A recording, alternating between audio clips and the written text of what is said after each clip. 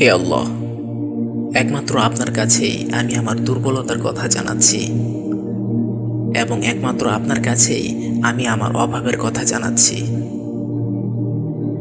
এবং মানুষের নিকট আমার অসম্মানের কথা একমাত্র আপনাকেই বলছি। ইয়া আরহামার রাহিমিন, আপনিই তো প্রতিটি দুর্বল ব্যক্তির রব এবং আমার রব। আপনি কার কাছে আমাকে ছেড়ে দিলেন? এমন অচেনা মানুষের কাছে যারা আমার ক্ষতি করতে চায়, নাকি এমন শত্রুর কাছে যাকে আপনি আমার চেয়ে অধিক শক্তি দিয়েছেন? হে আল্লাহ, যদি আপনি আমার ওপর রাগ না করে থাকেন তাহলে এর কিছুতেই আমার কিছু আসে যায় না, কিন্তু আপনার আশ্রয় পেলে আমার পরিস্থিতি আরেকটু সহনীয় হবে।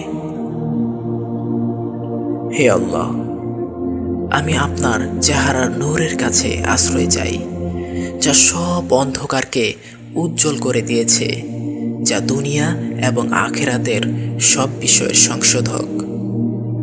আল্লাহ, আপনার রাগ এবং অসন্তুষ্টি থেকে আমি রেহাই চাই। আল্লাহ, এসব কাজ শুধু আপনাকে খুশি করার জন্য করা, এবং আপনি ছাড়া কোনো শক্তি নেই, কোনো ক্ষমতাও নেই।